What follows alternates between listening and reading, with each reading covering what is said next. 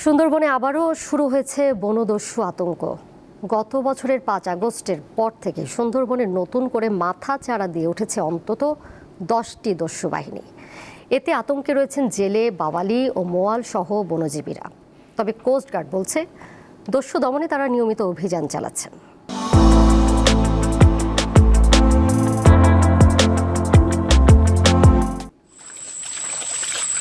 ২০১৮ সালের নভেম্বরে সুন্দরবনকে দস্যুমুক্ত ঘোষণা করা হয়। এরপর স্বস্তি ফেরে জেলে ও বাওয়ালিদের মাঝে। তবে তা দীর্ঘস্থায়ী হয়নি। গত বছরের ৫ আগস্টের পর দেশের আইনশৃঙ্খলা পরিস্থিতির অবনতির সুযোগে সুন্দরবনে আবার সক্রিয় হয়ে ওঠে দস্যু বাহিনী। এখন ৫ তারিখের পরে আপনি মনে করেন যে ৪-৫ দল হলো ডাকাত নামিছে। এখন আমরা খুব ভয়ে আছি। এখন আমাকে যদি একটা জালি ধরে নিয়ে যায়, ২ থেকে ৩ লাখ টাকা দাবি করে। দীর্ঘ ৪-৫ বছরের ভিতরে আমরা খুব আরামে ছিলাম, আর এখন শুনতেছি অনেক জায়গায় ধরতেছে। এদিকে কোস্টগার্ডের অভিযানে গত ১ বছরে উদ্ধার করা হয়েছে বিপুল পরিমাণ আগ্নেয়াস্ত্র।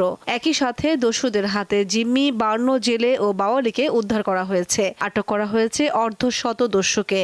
জানুয়ারি ২০২৫ হতে এখন পর্যন্ত সুন্দরবনের ডাকাত ও জলদস্যু বিরোধী অভিযান পরিচালনা করে মোট ৩৮টি আগ্নেয়াস্ত্র, ২টি হাত বোমা, ৭৪টি দেশীয় অস্ত্র তৈরির বিপুল সরঞ্জামাদি, ৪৪৮ রাউন্ড কার্তুজ এবং ডাকাতদের কাছে জিম্মি থাকা ৫২ জন নারী ও পুরুষকে উদ্ধার করা হয়।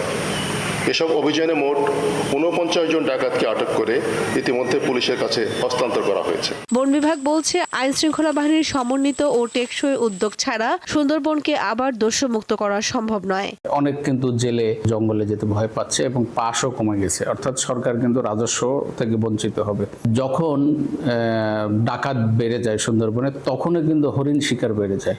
বাঘ শিকারেরও কিন্তু ঘটনা ঘটেছে ডাকাত যখন বেশি ছিল। তো সবগুলো সংস্থা মিলে যদি না কাজ করে একসঙ্গে, তাহলে কিন্তু এই ডাকাত কিন্তু নির্মূল করা সত্যিই কঠিন হয়ে গেছে। জীবিকার তাগিদে প্রতিদিনই ঝুঁকি নিয়ে সুন্দরবনে যেতে হচ্ছে হাজারো জেলে ও বনজীবীকে। তাদের নিরাপত্তা নিশ্চিত করতে দ্রুত ও কার্যকর পদক্ষেপ চান স্থানীয়রা। কামরুন নাহার, দীপ্ত, বার্তা কক্ষ।